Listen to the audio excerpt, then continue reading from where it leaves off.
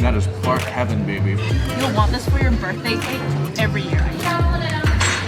Oh man, the streets of Manila. This would be absolutely perfect. What's up guys? Kamusta mga kaibigan? It's me, AG, and today we're hitting up 3 incredible Filipino restaurants in Auckland. Filipino food is unashamedly my favorite food in the entire world, and the culinary diversity across the 7,641 islands will ensure that there's a Filipino food for you to enjoy. So today, we're hitting up Kalye, Manila in Panmure for some Filipino classics, Gold Ribbon in Glen Eden for some incredible Filipino desserts, and then finally finishing off at Nanam in Takapuna for some modern Filipino food. I'm incredibly excited. I hope you're excited as well, so let's go.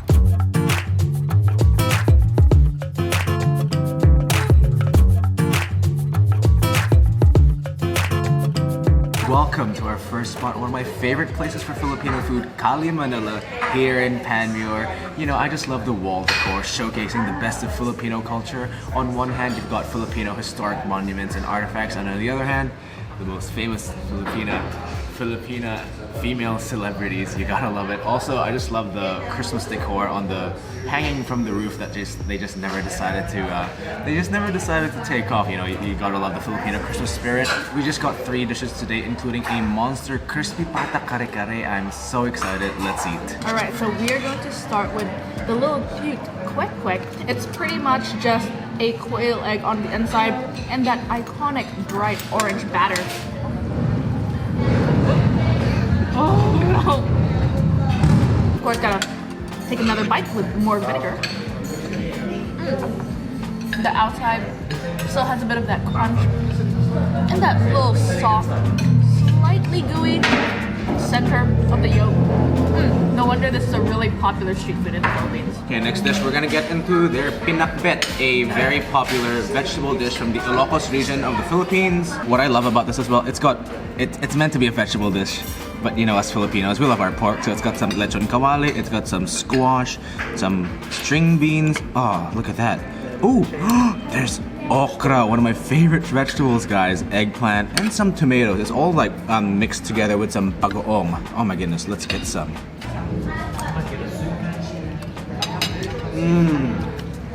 Oh yeah. That's just such a comforting vegetable dish. You know, you got that slight brininess from the bagoong, which I really love. This magical combination of vegetables. Oh yeah, it's just really one of the best vegetable dishes you'll ever have. And of course, the addition of that crispy and fatty and tender lechon kawali. Oh, you can't beat it. Alright, so I'm gonna try their sisig bangus. As you can see, there's a really good amount of red onions as well as some celery, which I've never really had in a sisig before. Yeah. So let's give it a try. Okay. That is really nice. It's like salty, savory. There's like a bit of a kick to it because of the chilies. I really like that. I really enjoy that fatty bangus. Big yes from me. Alright, the Kalye Manila Grand Finale, one of my favorite Filipino dishes in Auckland to get, and one of the, it's a showstopper. It's their crispy pata kare kare. As if crispy pata wasn't a showstopper already. Basically, you know, you're boiled in a mixture of spices and then deep fried pork hock, similar to a German Schweinshaxe. It's just elevated by that kare kare sauce, that, you know, that peanutty stew sauce that we all know and love. What kare kare isn't complete without some bagoong or fermented? Well, it depends, you know, sometimes it's fish based, sometimes it's shrimp, so it just depends. Okay, I'm just gonna have this hunk of pork with a good helping of sauce and some bagoong. Oh man. Oh yeah, you follow it up, just like a packet of crisps. Oh man, that skim, this is so good. It's so addicting. You know, that pork is so flavorful. It's just elevated by that rich peanutty kare kare sauce that I just so love. That briny fermented goodness from bagoong adds a nice flavorful kick.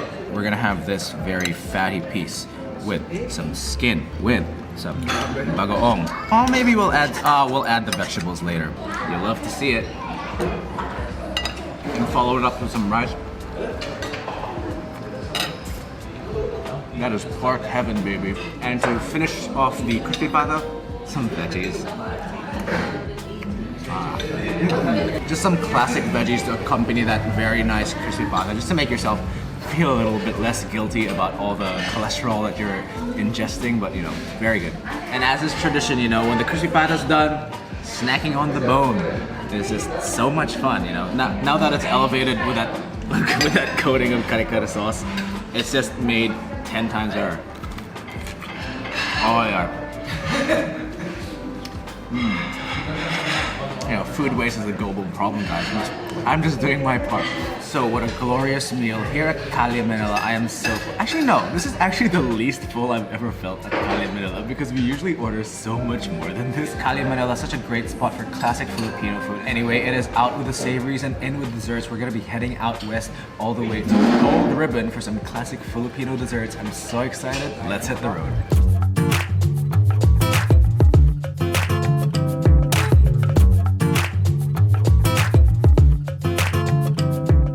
Welcome to Gold Ribbon here in Glen Eden out in West Auckland. By far the best place to get some Filipino desserts like halo-halo, some cakes, you know, your classic Filipino desserts with unique flavors such as ube, pandan, and all those good stuff. We got, of course, you gotta get the signature ube cake, some classic mango cake, and of course, no Filipino dessert trip is complete without some halo-halo. You know, it's got the ube, it's got the beans, the bananas, the jelly, the kaong, that tiny sliver of leche flan, and of course, to top it off, a massive dollop of ube ice cream, just like any good halo-halo should. Halo-halo, of course, means mix, so that is exactly what we're gonna do. Halo-halo, like a lot of Southeast Asian ice desserts, are derived from the Japanese kakigori, which is a bit more simple. I think pretty much it's just shaved ice and some syrup.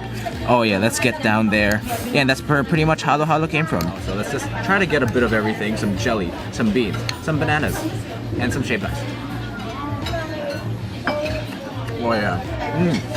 Some ice cream.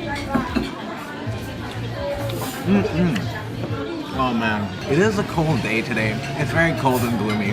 That ain't gonna stop me from enjoying some very nice halo-halo. You know, that evaporated milk gives it that slight sweetness and just the mishmash of different textures, flavors, and elements in the dishes. Just make for a roller coaster of textures and flavors. That's just very nice. See, this is what happens when the ice cream just melts into halo-halo. You just get a nice, I'm just gonna call it a dessert soup. It's a halo-halo soup. You already know. In the streets of Manila on a hot day. Oh my goodness. This would be absolutely perfect. Next dessert, some mango cake. Obviously, Philippines very famous for their mangoes. Gimaras mangoes especially are served in the White House. That's how you know Philippine mangoes are the best in the world. I don't think these use Philippine mangoes, but whatever. It'll give the same vibe. I think it's just a light chiffon cake with some mango frosting and some mango bits. That's really good. Yeah, it's not really Philippine mango, so it's not as sweet. But it's got a really nice, beautiful, almost earthy mango tone to it. It's very light as well, so it's very easy on the stomach. Oh yeah. And those mango bits are a bit chewy, which is nice to give it a little bite. It's a very good dessert. Alright, to end this dessert meal with the cake of all cakes, the most iconic flavor, the ube cake. If you don't know what ube cake, or like just ube is in general, it's pretty much just purple yam. Like every time we talk about ube, we always say it's just like taro, but 100 times better. Let's take a bite. I am excited. Alright.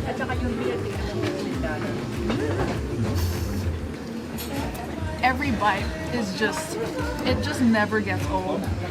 It's sweet, but it's not heavy at all because they use that chiffon cake. And I mean, how can you not love this? I mean, look at the color itself. You'll want this for your birthday cake every year, I swear to God. And they also use I'm pretty sure it's just a really plain buttercream, but it's not overpoweringly sweet, and it lets that ube flavor shine, which I think is really important. Some classic desserts here at Gold Ribbon. On to the next place. We are heading to Nanam in Takapuna for some more modern Filipino food, one of my favorite places in Auckland. Let's go.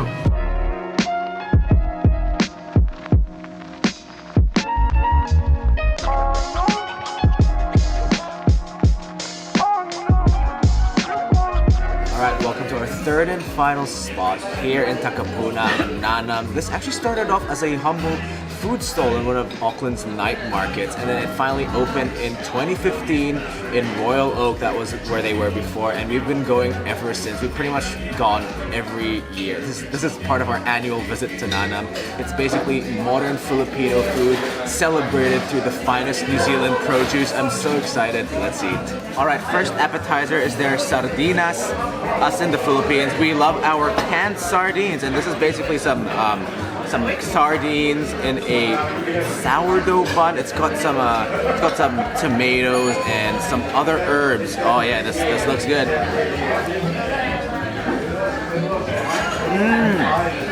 Oh yeah. Oh, that oil's got so much flavor. You can taste the char from that sourdough. I love those combinations of the tomato and that briny sardine. That sardine, very flaky and fall apart as well. This is the dish that pretty much started it all. What catapulted Nanam into fame is their famous taco pao. It's filled with humba, which is basically a type of a Filipino pork dish.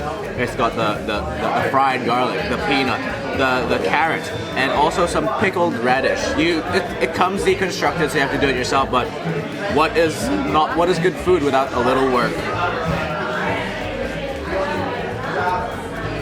Oh yeah, that is just so good. That humba as well, which has such a beautiful flavor. It's pulled a bit, so very fatty, flaky, and juicy. And I just love the contrasting acidic elements to counteract that porky fattiness from the pickled radish, the pickled carrots.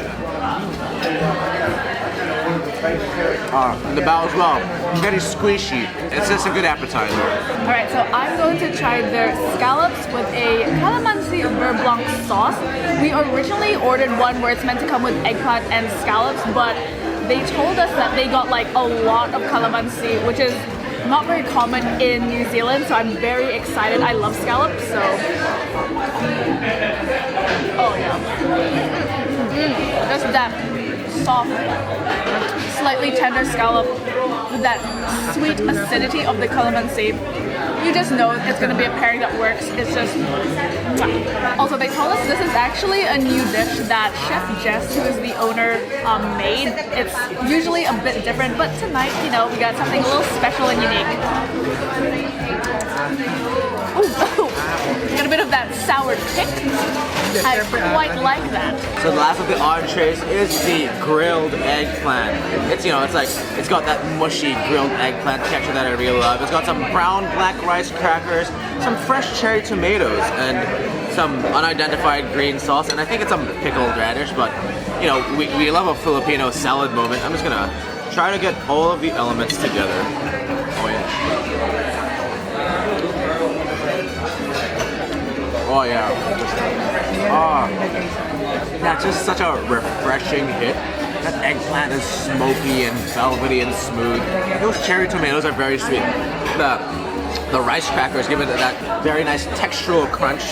I also really love that herby green oil that they've got going on. Gives it a nice herbaceousness to it that I really love. Oh yeah, good salad. So we're going to try their Wagyu longanisa. It's shaped like a little taco in a way, but I'm really excited. This dish was named one of the top 50 iconic dishes in Auckland. And also Marco Pierre White, the very famous Marco Pierre White, very much raved about this dish when he came to Auckland, so that speaks volumes, so let's give it a go.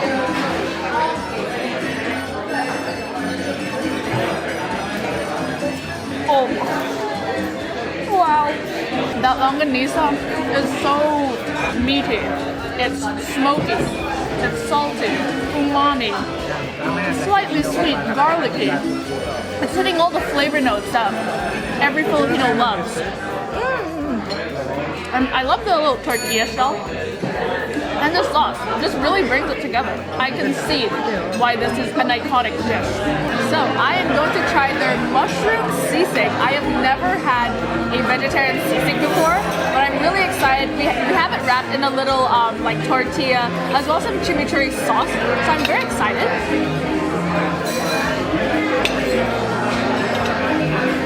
Ooh, they're earthy, umami. I really like this. I mean, it's not your traditional seasoning, obviously, but it's still really, really tasty. I mean, you know, you gotta let your traditional foods evolve every now and then because you get stuff like this. Cool. Next dish, crispy pata. We had the more traditional crispy pata at Kalye, Manila, but here in Nanam, they do a more refined version. This one also comes with a chorizo basil sauce. But first, let us taste. Right, I'm gonna get some of that crispy skin, that sauerkraut, some pork. Oh yeah. In one bite. Let's bite.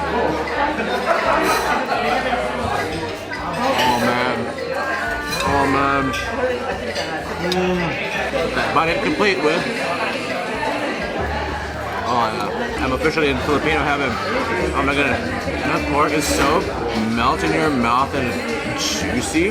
And that skin is so paper thin and crisp. It's the ultimate potato chip. The sauerkraut adds that very nice acidity. And I really love the chorizo and basil sauce. It adds another extra level of porky umami-ness to an already incredibly porky and delicious dish. Oh my goodness. Chase it with a piece of skin.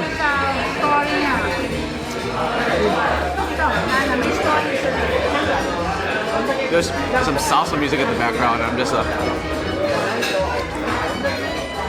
it just makes you happy, man. So final dish here at Nanam, their chicken sinigang. We get this every time we come here. But first, for all you Filipina titas watching this thinking, what the heck? That doesn't look like the sinigang I cook at home. Where is the sabaw? Where is the okra? Where's the gabi? But that's not Filipino. Tita, wait lang po. Open your mind. This is where the wheels of the proverbial kalesa come off. It's basically chicken sinigang with a dry sinigang rub and some sauce and herbs and all sorts of good stuff. So let's get to tasting it. Yeah, as you can see, there's that sinigang dry rub and a green watercress puree. So let's just get some to pair with our rice.